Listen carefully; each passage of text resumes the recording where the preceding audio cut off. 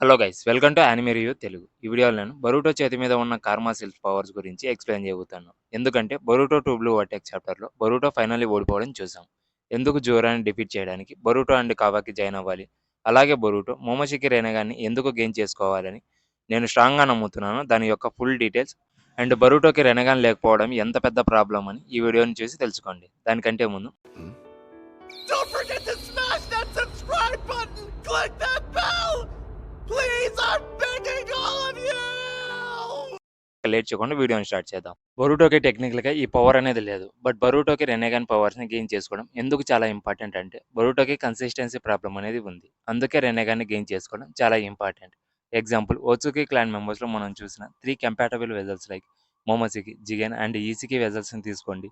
వాళ్ళని లింక్ చేయడానికి common threads అనేవి ఉన్నాయి. డిగ్రీస్ డిఫరెంట్ కావడం వల్ల, అంటే ఈ 3 వెజల్స్ బేసిక్గా కార్మాసిల్ని యూజ్ చేసి ఆల్ పవర్స్ అండ్ అబిలిటీస్ని గెయిన్ చేసుకున్నారు.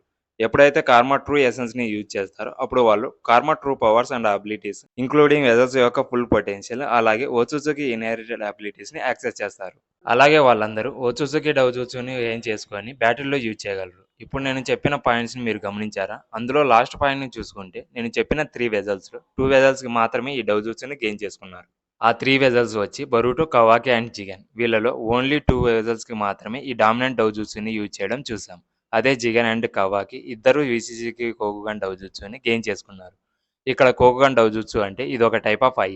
షారింగన్, రెనెగాన్ అండ్ బ్యాకుగాన్కి సిమిలర్గా ఉంటుంది. ఎగ్జాంపుల్ కవాకి ఈ ఐని యూజ్ చేసి సుకునా ఈకోన అండ్ డైకోకుటన అబిలిటీస్ని యూజ్ చేయగలడు. ఈ కోకుగన్ డౌజుట్సు ఓత్సుకి క్లాన్లోనే స్ట్రాంగెస్ట్ ఐ. అయితే బరూటో కూడా మోమోసికి వెదలే, బట్ బరూటో మోమోసికి రెనెగాన్ని యూజ్ చేయడం మనం ఇంకా చూడలేదు. రెనెగాన్ కోకుగన్ డౌజుట్సు ఐ కన్నా స్ట్రాంగ్ కాదు, బట్ బ్యాకుగాన్ షారింగన్ కన్నా స్ట్రాంగ్ అని తెలుసు. ఇక్కడ బ్యాకుగాన్ గురించి మాట్లాడుకుంటే 3 వెజల్స్లో బరూటో మాత్రమే బ్యాకుగాన్ని కలిగి ఉన్నాడు, బట్ బరూటోకి ఈ బ్యాకుగాన్ని యూజ్ చేసింది ఎక్కడా చూడలేదు. అసలు బరూటో ఈ బ్యాకుగాన్ని అవేకం కూడా కాలేదు, కానీ రైట్ ఐలో మోస్ట్ పవర్ఫుల్ ఐని కలిగి ఉన్నాడు. అదే జోగాన్ ఐ, సేమ్ షిబై ఓత్సుకి లాగా. బట్ బరూటోకి బ్యాకుగాన్ ఉన్నా ఎక్కడ యూజ్ చేయడం చూడలేదు. అండ్ బరూటో ఎందుకు రెనెగాన్ని యూజ్ చేయడం లేదో కూడా మనకి ఎక్స్ప్లెనేషన్ తెలియదు. అసలు బరూటో టూ బ్లూ వర్టెక్స్ సిరీస్లోనే బరూటో ఉజుమాకి ఒక జీనియస్ కాబట్టి తను బ్యాకుగాన్ ఆ రెనెగాన్ని యూజ్ చేయడం చాలా ఈజీగా నేర్చుకునే పొటెన్షియల్ ఉంది. అది Boruto two blue vortex manga start అయినప్పుడే చూసాం. అండ్ ఎస్పెషల్లీ తన మాస్టర్ను చూస్తే తెలిసిపోతుంది. ఈవెన్ బరూటో మోమోసికి యొక్క ట్రూ ఎసెన్స్ని కలిగి ఉన్నాడు కాబట్టి తను రెనెగాన్ యొక్క స్కిల్స్ని తొందరగా యూజ్ చేయగలడు. ఇక్కడ బరూటోకు మెయిన్ ప్రాబ్లం వచ్చి ఇన్కన్సిస్టెన్సీ. వాకి ఎందుకు ఈజికిస్ కగాన్ అబిలిటీస్ అండ్ తన పవర్స్ అన్నింటినీ యూజ్ చేయగలుగుతున్నాడు. అండ్ జిగన్ ఒక పర్ఫెక్ట్ వెజల్ కూడా కాదు, బట్ ఈజికిస్ పవర్స్ని యూజ్ చేయగలుగుతున్నాడు. కానీ బరూటో ఒక పర్ఫెక్ట్ వెజల్ అయినా ఆల్రెడీ స్ట్రాంగెస్ట్ ఓచుసుకి జెనెటిక్స్ని కలిగి ఉన్నాడు. అంటే తన మదర్ నుండి హ్యూగా బ్లడ్ని కలిగి ఉన్నాడు. అండ్ మోస్ట్ ఇంపార్టెంట్ వచ్చి తన పేరెంట్స్ ఇద్దరు కూడా కాగే యొక్క ఇద్దరు సన్స్ నుండి చాక్రా యాక్సెస్ చేసుకున్నారు. నరూటో హగురోమా యొక్క హాఫ్ చాక్రాని గెయిన్ చేసుకున్నాడు. నరూటో చాప్టర్ 691లో నరూటో హ్యాండ్ మీద ఉన్న సీల్ పోతుంది. This remind me something. సాస్కాతో ఫైట్ చేస్తున్నప్పుడు ఆ సీల్ అనేది ఉండదు, అది ముందుగానే మాయమైపోయింది. నరూటో ఈ 6 సేజ్ పవర్ని యూజ్ చేయాలంటే సీల్ ఉండాలని కాదు. ఈ 3 డిఫరెంట్ పవర్స్ అండ్ హినాటా హమురా చాక్రాతో టెన్సెంగన్ ఎనర్జీని గెయిన్ చేసుకొని వెజల్ని డిస్ట్రాయ్ చేయడానికి యూజ్ చేసి ఎర్త్ని డిస్ట్రాయ్ చేస్తుంది. ఇలా బరూటోకి అన్ని అవకాశాలు ఉన్నా కానీ బేసిక్ బ్యాకుగాన్ పవర్స్ని ఫైట్లో యూజ్ చేయడం లేదు. బరూటో ఈ కేకే గెంకాయ్ ఇన్హెరిటెడ్ ద్వారా బ్యాకుగాన్ అదంతటా అదే అవేకన్ అవుతుంది. కానీ కేకే గెంకాయ్ ఉండడం వల్ల పవర్స్ అవేకన్ అవుతాయని గ్యారంటీ లేదు. ఎగ్జాంపుల్ ఉచియా క్లాన్లో అందరూ షారింగాన్ని అవేకన్ చేయలేరు, మరియు హ్యూగా క్లాన్లో అందరూ బ్యాకుగాన్ని అవేకన్ చేయలేరు.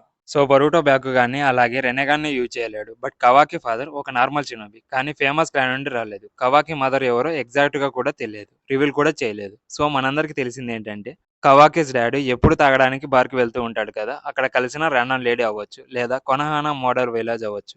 బట్ కవాకి సంహో కోకాన్ అబిలిటీస్ని అవేకన్ చేయడమే కాదు, పవర్స్ని కూడా ఇమీడియట్గా యూజ్ చేయడం చూసాం. అలాగే ఐ పవర్స్ని కూడా ఎవాల్వ్ చేసి ఇంకా ఎక్కువ పవర్స్ని అబిలిటీస్ని యూజ్ చేయడం చూసాం.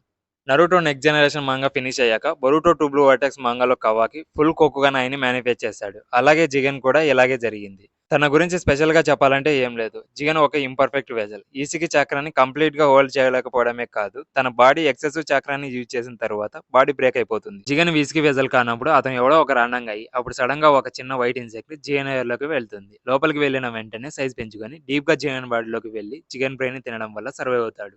ఈసీకి కంప్లీట్గా జిగన్ బాడీలతో మర్చి అయ్యి కార్మసిల్ని ఇంప్లిమెంట్ చేస్తాడు. ఇవన్నీ జరిగిన తర్వాత జిగన్ స్పోక్స్తో కోకుగాన్ ఐని 2 ఐస్లో మేనిఫెస్ట్ చేసి ఈసీకి పవర్తో నరూటో అండ్ సాస్కే మీద అటాక్ చేస్తాడు. నరూటో 1000 క్లోన్ని అలాగే సాస్కేను 2 పవర్ఫుల్ లీజ్తో అటాక్ చేసి చావు దగ్గరికి తీసుకెళ్తాడు. అండ్ నరుటో ఎంత గట్టిగా కొడుతున్నా ఇన్స్టెంట్ స్టామినా లెవెల్స్ ఉన్నవాడు కూడా డిఫీట్ చేసిన తర్వాత రికవర్ అవడానికి 2 ఫుల్ డేస్ పడుతుంది. అన్సీల్ అయ్యాక కొన్ని అవర్స్ తర్వాత కూడా కాన్షియస్ లోనే ఉంటాడు. వీళ్ళిద్దరు నో నేమ్ లూజర్స్ అయినా కూడా ఓసుజుకిస్ మోస్ట్ పవర్ఫుల్ అబిలిటీస్ ని యూజ్ చేస్తున్నారు. బట్ బరూటో ఫైట్ లో బ్యాకుగాన్ని యూజ్ చేయడం లేదు. అలాగే రెనిగాన్ని కూడా మ్యానిఫై చేయడం లేదు. ఇది బరూటోని చీట్ చేసిన ఫీలింగ్ వస్తుంది. బరూటో 2 బ్లూ వర్టెక్స్ రిలీజ్ చేసిన ఫస్ట్ పోస్టర్ చూసుకుంటే ఒక హ్యాండ్కి గ్లౌజ్ ఉంది. కానీ ఎందుకు సడన్ గా తన హ్యాండ్కి గ్లౌజ్ వేసుకున్నాడు అనే దానికి ఆన్సర్ తెలియదు.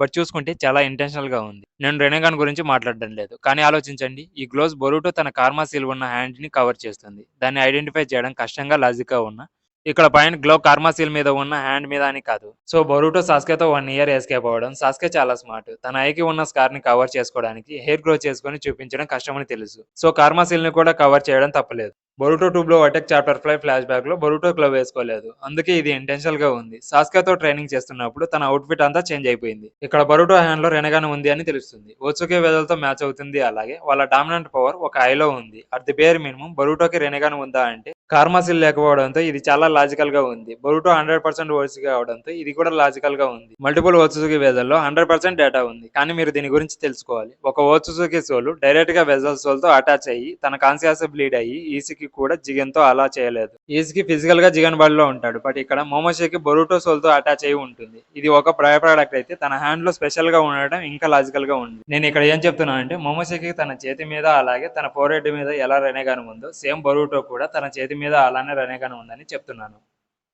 వీడియో అయితే ఇంతే గైస్. ఈ వీడియో మీకు నచ్చినట్లయితే please subscribe my channel. Next వీడియోలో మరిన్ని యానిమీ కవర్లతో మళ్ళీ కలుద్దాం. Until then by.